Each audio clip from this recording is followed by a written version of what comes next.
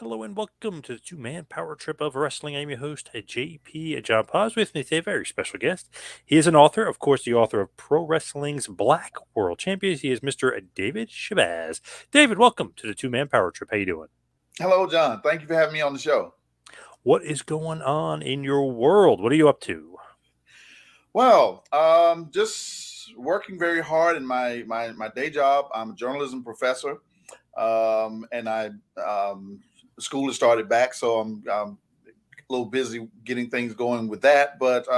And I moonlight as an author.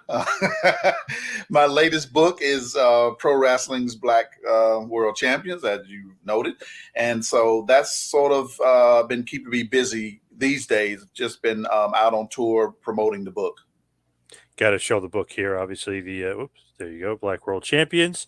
Great book Yes. here. So, what kind of spurred you to write the book? How did it start? Like, where's the genesis of the book? Okay.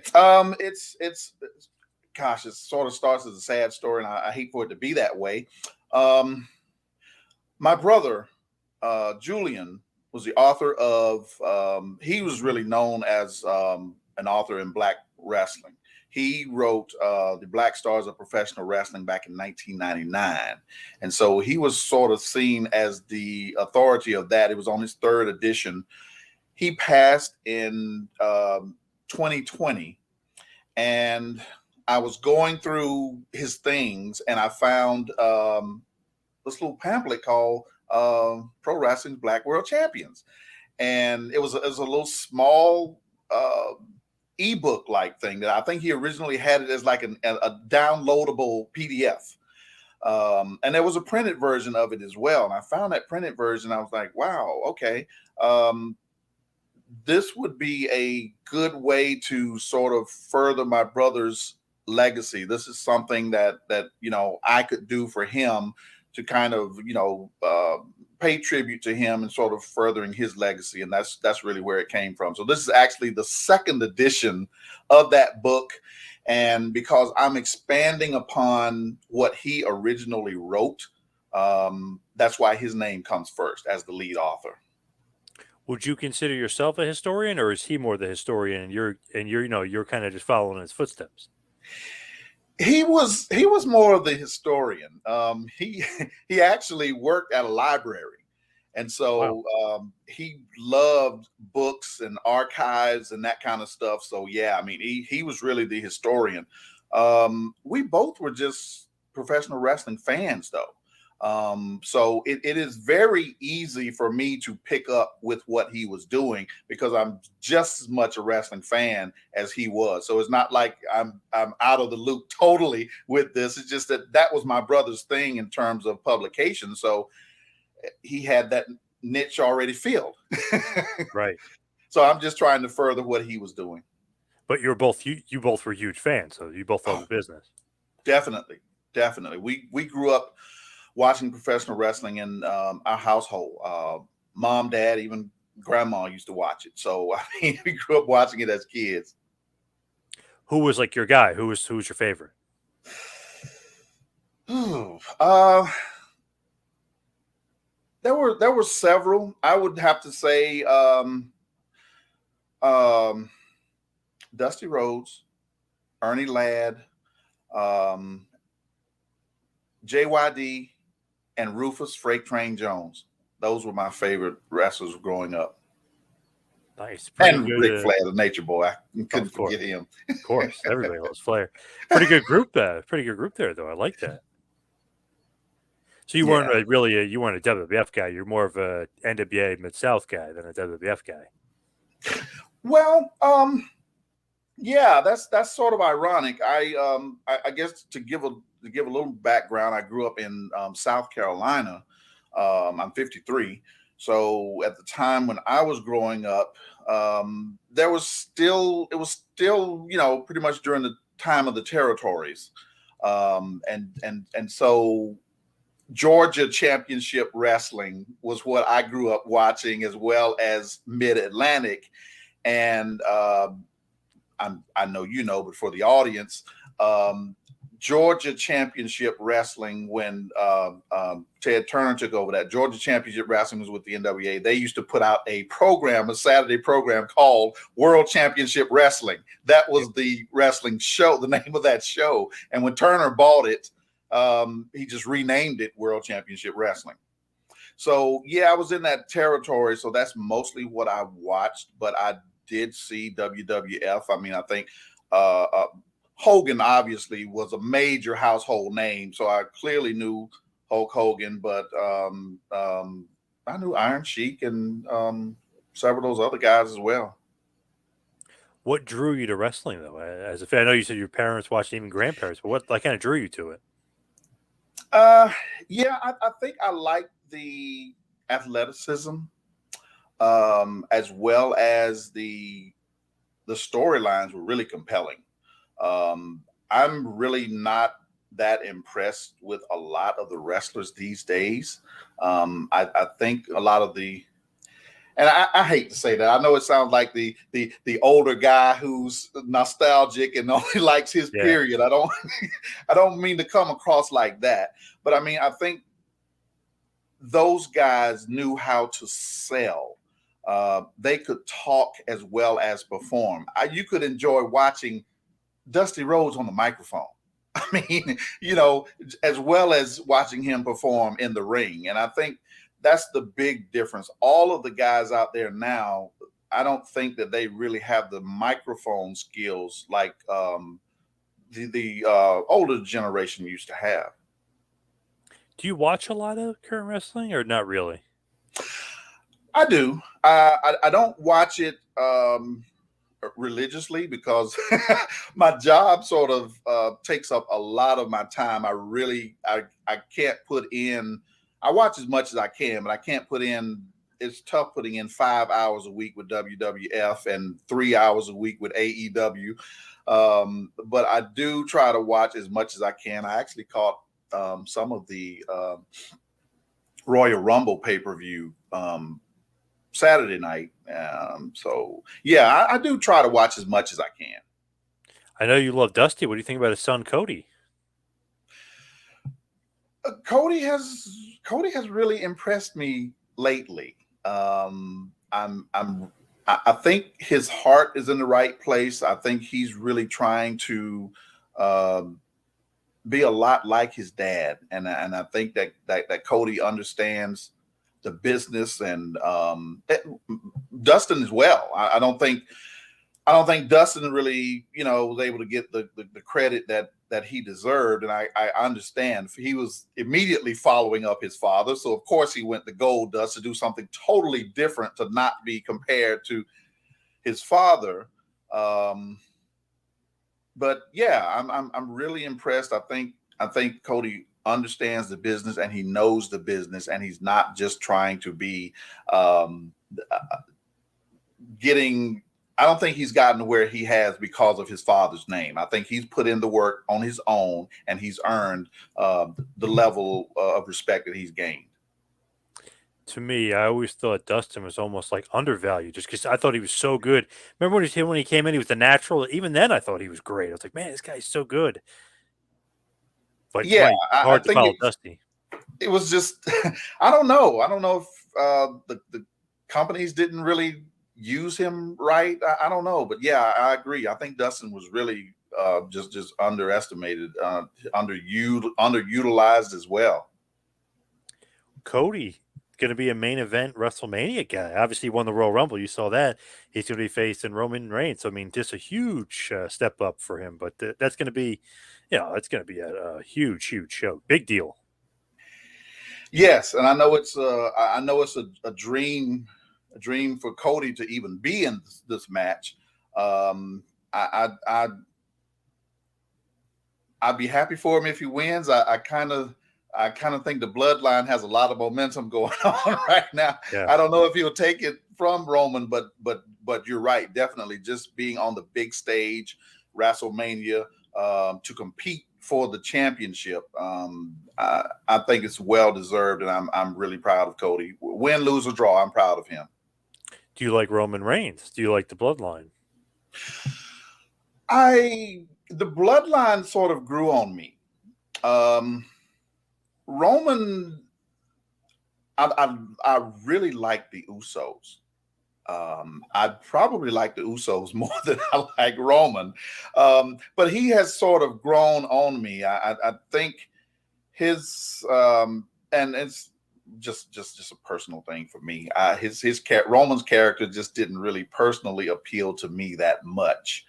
Um, though I know where he's going. I like the whole tribal chief thing. I know what he's trying to do, but it just doesn't personally appeal to me. I like the Usos. I think they're great performers.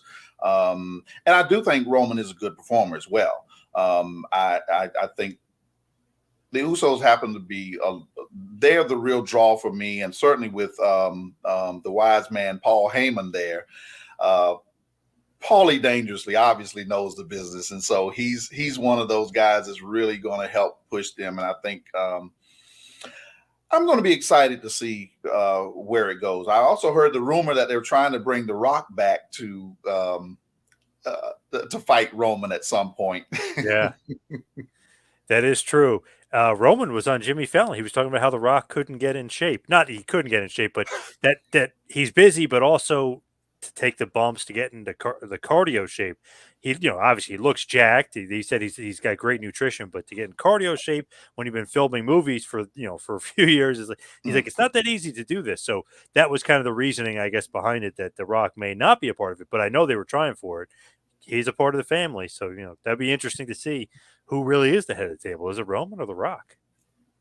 True, and that would make for an excellent storyline. So I hope they're able to I hope they're able to bring that back and kind of sustain it for a while. I'm just afraid of because of The Rock's schedule that he won't be able to really commit much. Maybe just making an appearance and here and there, but not really being able to stay with the promotion long. He's got TV show. He's got movies. He bought the XFL. The XFL is coming up. I mean, the guy, man, he's got his own tequila line. He's got his own clothing line. Man, to be him, he's got to have like 0 hours in his schedule for anything else. Yeah, he's very busy, and I don't think he's going to have much time. But it would still be interesting to see Oh, it'd be him awesome. Yeah. come in and challenge Roman for the head of the table. I even saw Steve Austin was like training again. I was like, oh my God, is Austin coming back to face Roman? I was like, what is going on with Austin? He looks huge. He looks bigger than ever. I saw he was training on his Instagram page. He looks awesome. Wow. Okay. Were you a Steve Austin guy? Haven't kept up with Stone Cold, but that would really be interesting if he's getting back in ring shape. Wouldn't you? Yeah, wouldn't you? That would be amazing. Roman's got a lot of options, but it looks like they're going with Cody for now, which will be great, irregardless. So let's get back, if we could, let's get back to speaking of The Rock. As we're talking about The Rock, he's featured in the book Black World Champions. But just tell me a little bit just about like kind of the thought process that went into the book and kind of going through the champions as well. Yes. The original publication had there were a total of 12 wrestlers in there, and 9 of them actually held the belt, and actually a couple more did win the belt later on. My brother had a section called the Champions with an asterisk, and he had Sailor Art Thomas, Mark Henry, and who did go on later on to win the belt, as well as Bobby Lashley. At that time in 2009, when he had published it, Mark Henry and Bobby Lashley had not won the World Heavyweight title yet. So, or they had some version of it. I think Mark Henry had the ECW title, but ECW at that time was owned by WWF. So it was like these are champions, but it's kind of with an asterisk because it wasn't really an independent promotion at the time. Mine has expanded it. It has 21 people. And so that's one of the reasons I thought it was a good idea to write this book, because I thought it had more substance to it now. A few more black wrestlers or wrestlers of African descent have won the title, and so I thought that would be a good addition and a good way to further my brother's legacy. That's not really cheating, if you will. It's not like just putting out a different version. There was actually substance to put to this one because there were more black people who had won the belt. Interesting enough, in terms of the women, only Nyla Rose in AEW is the only other female who has won the belt since. There are only 4, and that's Jacqueline Jazz, Awesome Kong. Oh, wow. Okay. What do you think about that? What does that say? That they need to get more black women champions, you think? Yeah, I would really like to see a lot more of the black females actually have a chance to win the singles heavyweight title. I know I was talking to a couple of wrestling guys before, and they were talking about how the WWE, which is the big major company now, split their brands up, and so it's almost like they're considering.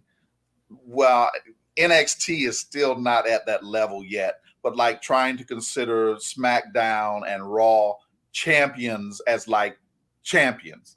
I don't see it that way. I still see it as a champion of a brand and not the WWE champion.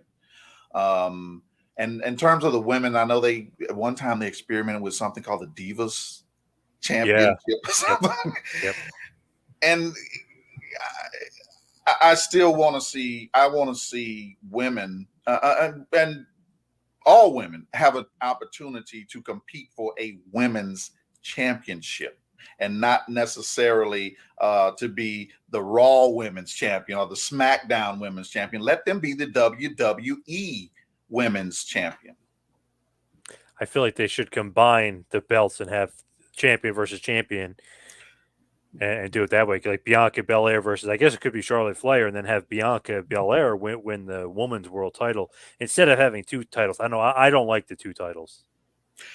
I don't either. I mean, I guess it's more opportunity to have titles on people so they can say that they won a belt or something. But yeah, I don't really like it. I kind of like the old United States Championship or Intercontinental being a stepping stone to the champion.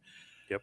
I get it. When they bought WCW, they had the big gold belt now, and so they had more belts, and the same with ECW as well. I guess I understand they had more room for growth and all, but I mean, if they're really gonna, I still think I agree with you. I think there should be one universal champion, even for the ladies as well. And if you're going to follow the NFL's model of having an AFC and an NFC and they compete for the Super Bowl, I mean, I think go ahead and follow it all the way. Just have a SmackDown champion or whatever, a Raw champion, and have them compete for the WWE Women's Championship and WWE Men's Championship. It's funny. I was arguing with a buddy of mine before, just going back and forth, texting him. He's like, "Oh, they should have a Raw champion because Roman is the double champ now. Obviously, he's the WWE Universal and undisputed champion." I said, "Oh, I love that because it makes it more important that he's a champion. Whoever beats him, like a huge star like Hogan back in the day. I mean, Piper could have been champion, Jake the Snake, but it made that title seem more important that just Hogan was champion for 1,500 days, whatever it was. So when Roman holds it for 900 days, I don't know, it just makes the titles seem so much more important. And it's like, oh well, we should have a world title on Raw. Well, I don't know, just because you have another show, you need.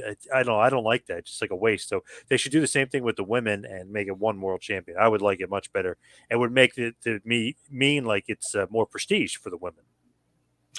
I agree. I think that's really what they need to do, and I'm so glad they did away with the Divas thing. I mean, they're professional wrestlers. I mean, yes, they may be beautiful, but it's not about that. It's not about their looks. Because for that matter, I mean, I'm sure some of the ladies like the men and think that they look good. I mean, but it's not a bodybuilding competition for the men either. It's professional wrestling, and that's what they need to stick with. And the women do deserve to have a world championship title as well. When you look at it, so then I guess it would be Sasha, Naomi, and Bianca Belair, not technically counting as world champs because they're just Raw champs, or they were SmackDown champions. They weren't ever the world champs. So technically speaking, that's why they're not in the book. Right, absolutely. I do think Jade Cargill will have a shot in AEW.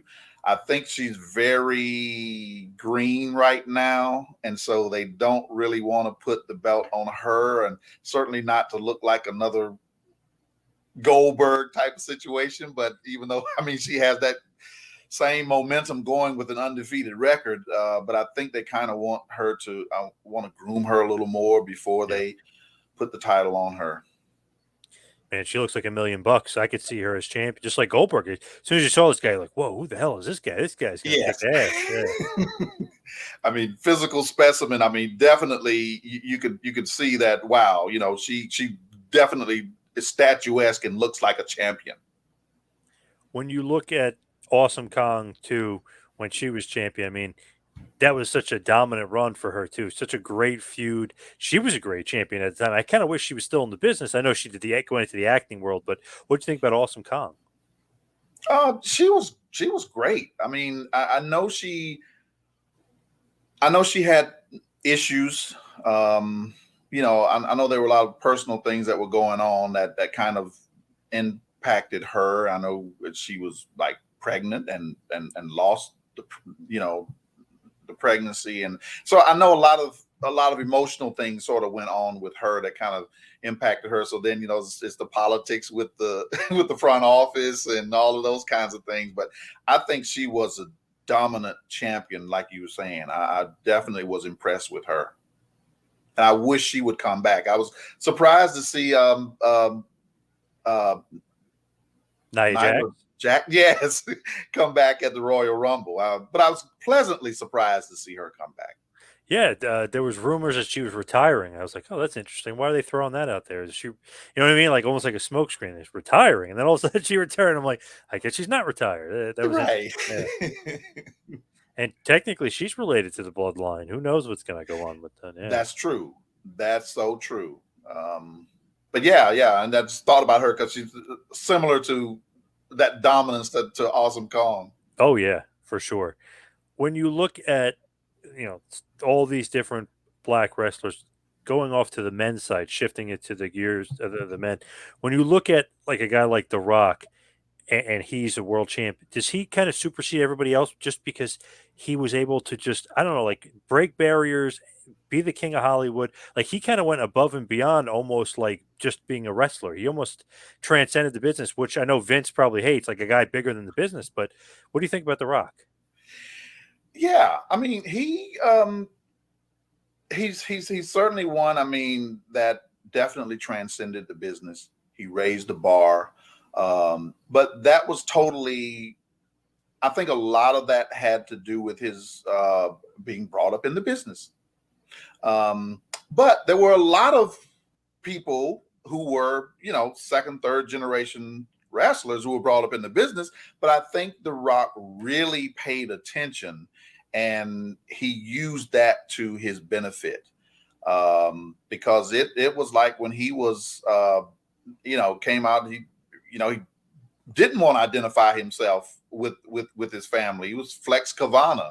And then Vince was like, no, you know, go ahead and be who you are. A combination of your dad and your grandfather, Rocky Maivia. And so that was just push for the third generation wrestler because the promotion wanted to push him. And that sort of backfired. So people didn't like him. And so then getting put in the Nation of Domination gave him a chance to be a heel, which played right along with people not liking him because they thought that, you know, he got an unfair push because of his bloodline. Yep. And so, but he used it. He used the microphone skills again. What I was alluding to earlier is that's the one thing that I don't think a lot of these wrestlers, current guys, have, that combination of in-ring performance skill as well as the microphone skills.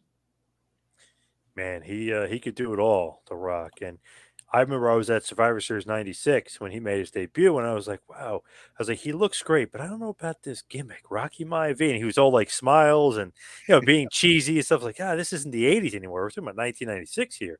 It's like, I don't know if this is gonna work. And thank God he snapped out of it and did the nation stuff, because man, if he didn't, I don't know, maybe he would have quit the business. Who the hell knows? Hopefully, that was never a thought. But man, that's one of those things where it's like, wow, smart thinking on their point. Like, let's put him in the nation. Just let him be. Right. I mean, because you're absolutely right. I mean, it could have been.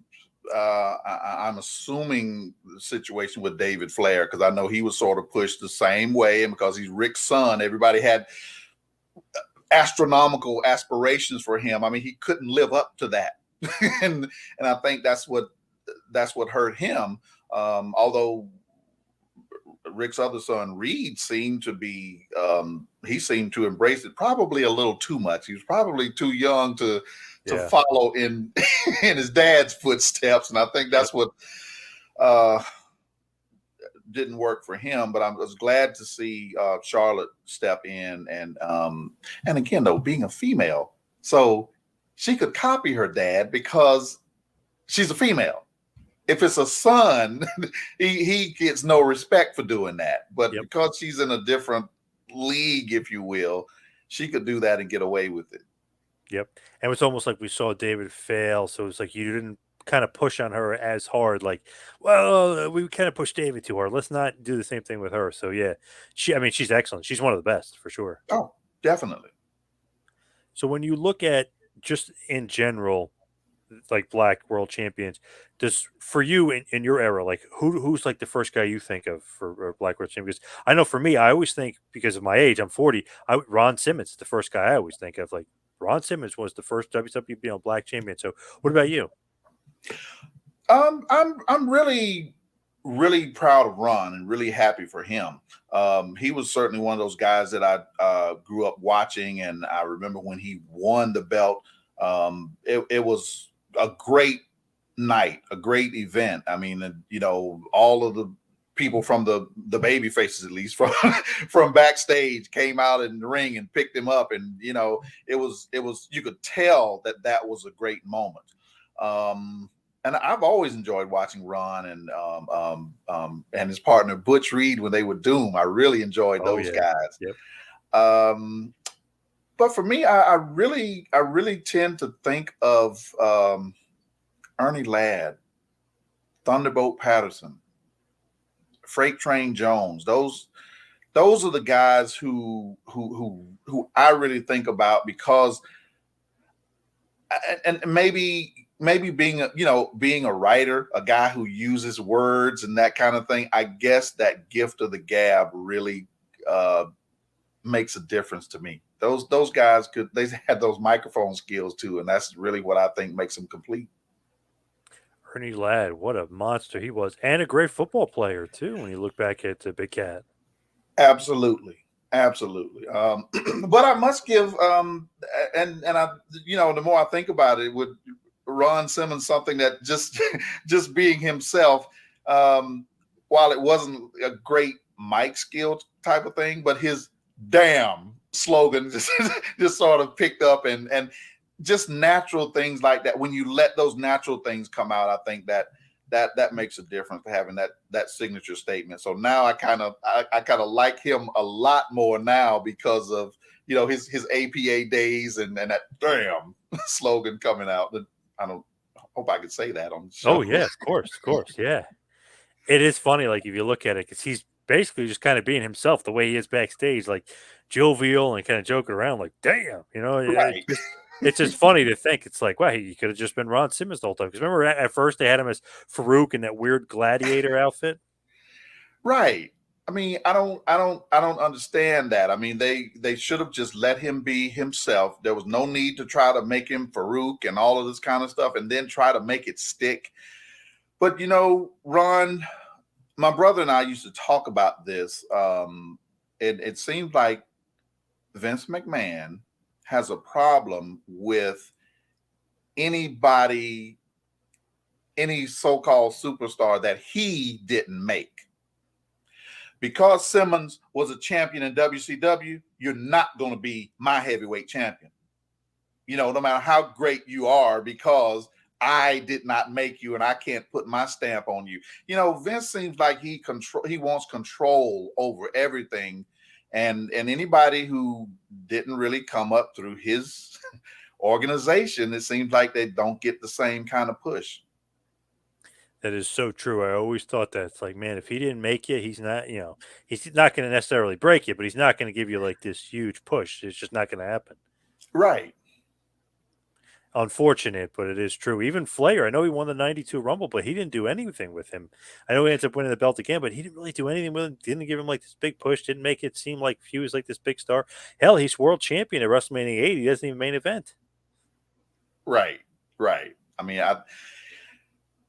Vince, yeah, he's totally underutilized Flair, and he was obviously gonna let him have the belt because Ric Flair is Ric Flair.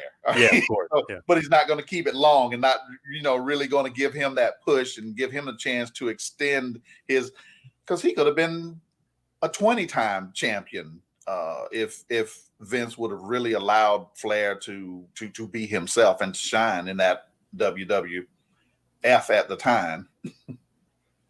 And Ron Simmons, to go back to him, when he beats Vader for the title, what a moment. There's a kid in the crowd that it's funny when you go back and watch. He literally is almost like he's got springs in his shoes, like jumps out of his chair.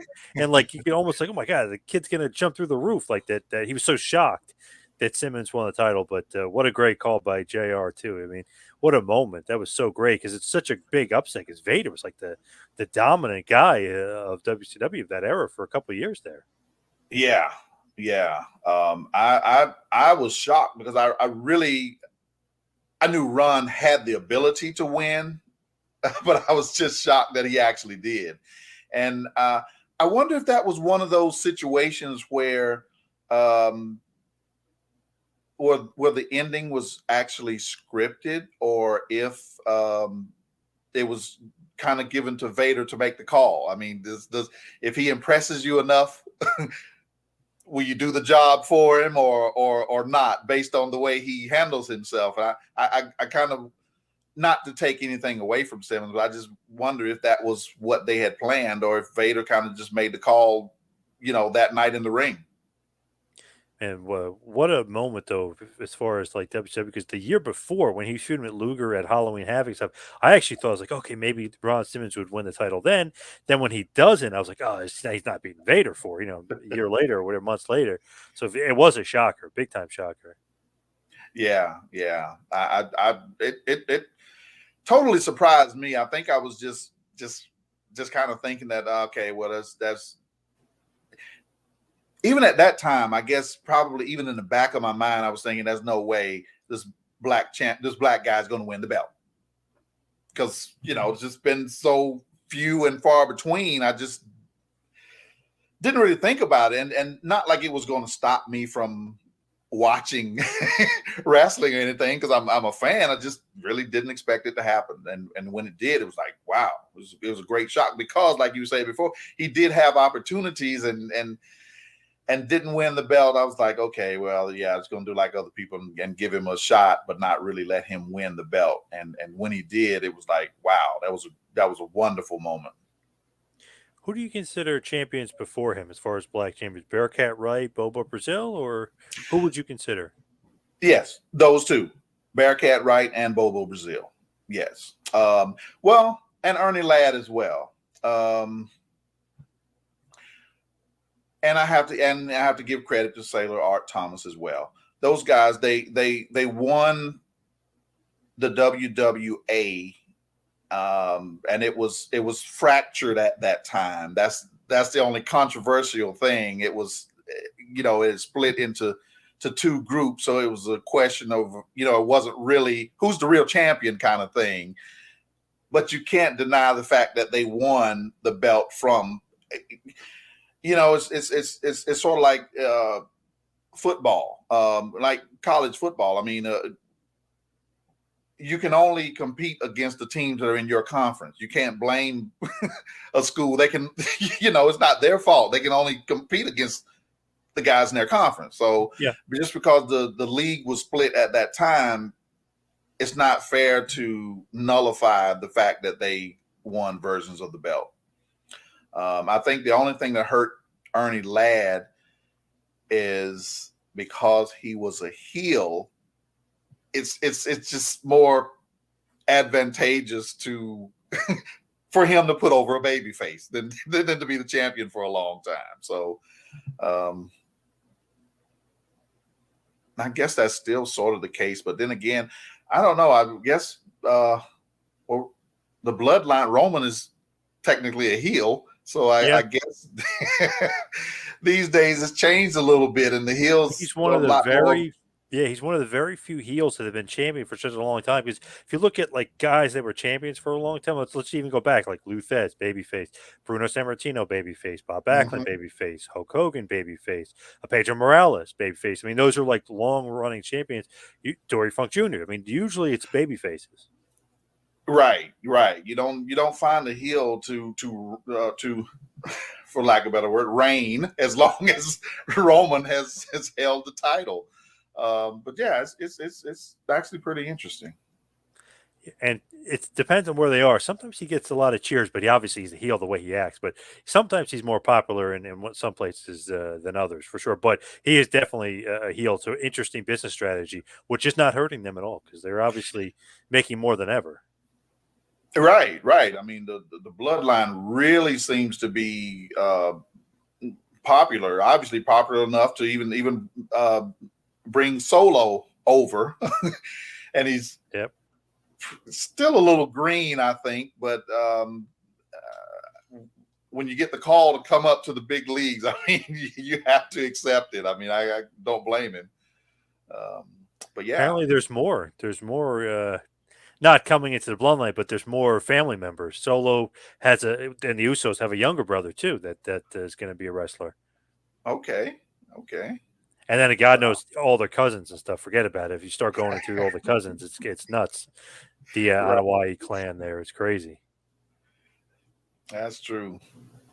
When you look at though, like guys like Sailor War Thomas and Ernie Ladd and Bearcat Wright, do you think that racism was like huge in wrestling back then, or not so much in wrestling? Because to me, it always seems like I don't know, wrestling. It's one of the weirdest quote unquote sports. I guess you could call it sport, because baseball obviously had a divide for a while, but did wrestling really ever have a divide like that? Because doesn't seem like it, but maybe I'm wrong. Well, I think the biggest complaint certainly during Bearcat Wright's era was that there was still discrimination among the matches. Just wanted blacks to wrestle each other and didn't want to really integrate, and that was part of his big fight. And I think that's one of the things that actually hurt him. I mean, it was that it's like the person who makes the stand, they have to suffer, but they kind of make it better for Ron Simmons to eventually the generations to follow. Yeah. So did he have to deal with a lot of like racism and discrimination from the fans or from the wrestlers, or like who was it like the worst towards? I think it was just with the organizations themselves. Just kind of trying to, a lot of the promoters in from my point of view, I don't think that they really believe that the black wrestler would be over with the fans. I think it was just that same sort of mentality. So like in football, like a quarterback, like the black guys can't play quarterback. They're athletes. And so let's let them run the ball and catch the ball because they're athletic, but not make them the field general, the guy who's thinking and calling the shots. And you hear that a lot, even with the commentary. And you can hear that a lot in wrestling these days. If you watch those matches and listen to the commentary, a white guy does something, that was a smart move. The black guy overpowered him. Still, they still do it today. Why can't the black guy make a smart move? Right. And if you listen to that commentary, you could listen to Raw tonight and hear that. The same thing. That's just I don't know if those commentators are conscious of what they're saying. But that fuse, that stigma that makes them think that the black person is not going to be a champion that's well embraced with the crowd, and that means you're not really paying attention to the kind of pop that they get from the audiences and the love that they get from them. Maybe not as much as somebody like a Stone Cold, but in terms of being able to, and it's really the marketing machine really behind a person. That's with any part of the entertainment business. Most people, there's songs that you hear on the radio that you probably don't like the song. Why is this song being played over and over and over again? Because their company has put so much money into the payola to make this person a star. And if you like them enough and trust them enough, if you invest into them, you can make people like them. The sort of the way I feel about John Cena. I think John Cena was kind of thrown down our throats and made us like him. I know there are probably a lot of people who like John Cena. So for Cena fans, I'm sorry. I just think that he was thrust down our throats. The marketing machine was behind him enough to make him a star. And I think that they could do that with the black wrestlers as well. That's my point. With Cena, though, and I know people that love him, but you have to listen to the crowd. Half of the crowd hated him, half the crowd cheered him because half the crowd was like, "Enough, Super Cena!" Like pushing him down, or they're like, "Enough with Cena." So that is so true about him. It's like they were almost like, "Oh, you're gonna like him no matter what." He's spoon feeding him. It's like too much. Yeah. Right. When you look at it, is there a guy that you think should have been pushed, a black wrestler that wasn't, or maybe could have gone further than he did? I always think like a guy like Booker T, who multiple time world champion. I always wanted him like he lost to Triple H at WrestleMania 19. Like he should have beat him there and kind of been like a little bit of the face of the company for a little bit. Maybe you want to go in a direction that they're going to bring in Goldberg or whoever eventually. Whoever they want to go with next, but I always felt like he should have won that, and they could have done more with him. And then when he was King Booker, I was like, oh my God, it's the most entertaining guy on the show by far on both shows. So I was like, I give him the world. Like, he was always the guy to me. I was like, man, even though he had an awesome career, 2-time Hall of Famer, everything else, I always felt like he even should have been pushed more. But who's the guy you think of? I totally agree. Booker T, definitely. But, again, that goes back to the fact that Booker T, Vince was not going to push him because Booker WCW. T and Stevie Ray, the most celebrated tag team in WCW. And Booker T being a 5-time WCW heavyweight champion, Vince McMahon was not going to push him because he was already well established before coming to WWE.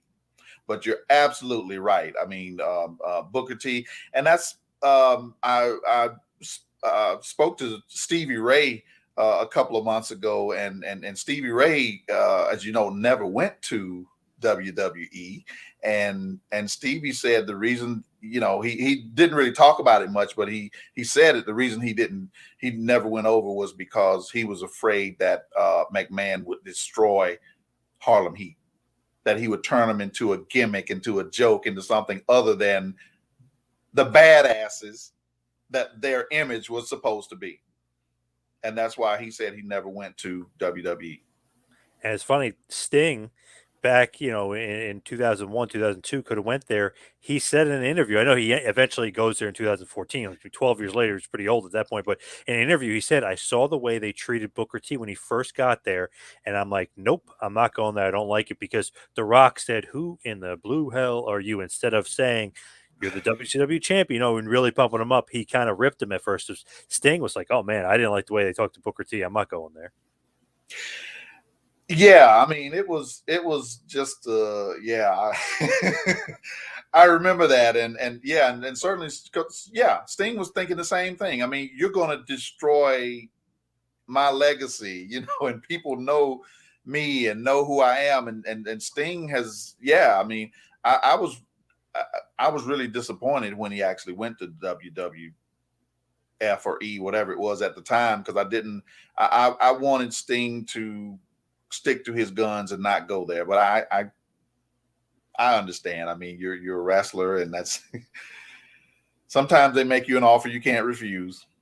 Yeah, I've heard he got paid a pretty hefty amount to go there, even over his first short period of time. Heard it was a pretty hefty amount. He only, I think, wrestled 4 matches or less, so pretty Right. pretty good. I know he got a DVD, he got the Hall of Fame, so I'm sure he's not not kicking himself about it. I'm sure he's okay with it. Yeah, I kind of feel the same way with Goldberg too. I don't think Goldberg really wanted to go for the same reasons. He, such a dominant champion, WCW. He knows that Vince is not going to let him be a dominant champion the same way in his federation. So, but yeah, I mean, if he pays you well to do a few matches, and okay, great. Yep. What about current guys that were champions, or more current guys, I guess you could say, that were champions? Kofi Kingston was the champion for a little bit. Big E was the champion. Guy that I love, and he's getting a huge push now because he's about to face Brock Lesnar again. Bobby Lashley. What do you think about those guys as world champions? I'm really disappointed with Kofi and Big E. I think that they were given the best, not them personally. I'm disappointed in the way the company misused them. Booked them, yeah. Big E certainly has the more of the stature, I guess, for what they were looking for, the build and the charisma. He and Kofi both had the charisma with New Day. And I think that's what kind of turned the tide. But for Kofi's reign was unceremonious and just really not really a memorable reign. I think they just sort of gave him the belt because he was popular at the time. And that to me is a disservice. Recognizing that, there haven't been that many black champions. So here's a popular guy. So let's just give him the belt. Don't do that. If you're not really going to push him, you're not going to invest in him. If you don't think he really deserves it, because if you're not going to push him and invest in him, you really don't think he deserves it. So if you don't think he deserves it, then don't give him the belt, because I don't think a world heavyweight, I never see any of the white world heavyweight champions go down to mid-card. They stay in the main event. They may not wrestle as much, but, Brock Lesnar's always in a main event. He's in a major match. He's not going to be a mid-carder. And, for, New Day is now back over in NXT and you got him back in Attack. Come on. And this guy was a champion. People wouldn't know that if they didn't have the history. Bobby Lashley, I think certainly Bobby has all of the skills to be a great champion. And I wish they would let him get back to that level. I understand that they're trying to make the United States Championship a significant championship, as well as, I guess, the Universal at one time supposed to be, I think one was supposed to be Raw and the other one was supposed to be SmackDown champion. And and so Bobby, wait a minute, the WWE, maybe there was the WWE and the Intercontinental in the U.S. and the Intercontinental or something. Yeah, they're trying to elevate those two belts to make them a little more significant. Yep. But that's still not the recognized world heavyweight champion. There's still a WWE championship, and there's still a universal championship. And I guess, or like we were saying earlier, there's too many belts. Yep. So can Roman go out and only defend one? Can he lose one of the belts and still have the other one? I mean, I don't know, because on Raw it was weird. The Usos faced the Judgment Day, but it was only the Raw tag titles were on the line. I noticed that. I'm like, that's weird. So they would have been losing one, but they were still SmackDown. Thank God but they won, but it was just weird the way that happened. right, and I think they probably have it set up that way just to kind of create additional storylines and to have the belts fragmented, sort of like, I guess, like boxing was at one point, and just have so you can eventually have a champion versus champion unification. I guess that's the idea. When you look at it, though, Lashley, I think Lesnar, that'll be a big match. He'll win. I think, hopefully, anyway, Lashley will win that. Kind of hope maybe Reigns will lose to Cody. I don't know, but I always kind of like Reigns versus Lashley, like a big SummerSlam main event or a big main event. Just, I don't know, Lashley deserves that spot to me, and he looks like he looks like $1 million, obviously. Oh, definitely. I just somehow just from I think they've been using Bobby Lashley to just sort of put other guys over lately. I'd love to see him beat Roman for the belt. I think he deserves it. But it just seems like they've just been using him to sort of elevate other people. He eliminated Lesnar from the Royal Rumble. That was pretty impressive. That was pretty good. That's true. And clearly, I think Brock is just trying to do his part and just kind Yeah. of Oh, push yeah. on the other guys and put them over. He's got a big paycheck, I've heard. So yeah, I'm sure he doesn't mind. Like, oh, you want to put over Bobby? Yeah, put him over. Yeah, sure. Yeah. Right. Because Because he's even when still, yeah, and Brock still is great performer, and so he does it in an entertaining way, and kind of he really puts them over. He makes the guys earn it, and I like that. and even the last time when they wrestled in Saudi Arabia, when Brock beat Bobby, Bobby should have won. I mean, it was almost like, wow, what a fluke! Lesnar won. Like, what? He luckily won. Then he got his ass kicked after the match. But yeah, I Right. know. It's like, oh, I've been liking what they're doing here. It's like, wow, they're actually making like Brock almost seem like slightly an underdog, which is never the case with Brock. No, no. I was really shocked by that one. I didn't expect Brock to win that match, but hey, I guess that was to feed into the storyline for a future match. Yep. Oh yeah, the third match will be Mania for sure. Yeah, between those two. So as we wind it down, we head towards the finish here. What was your favorite part about writing the book? What's your favorite experience writing the book? Uh, writing it was therapeutic for me. But it gave me a chance to learn a lot and to get more in contact with the wrestlers themselves. There was a lot that I didn't know about a lot of them, the real names and where they were from, and sort of a lot of their backgrounds. A lot of them I didn't know. I mean, the big guys like Ernie Ladd, of course, he played pro football, and Yep.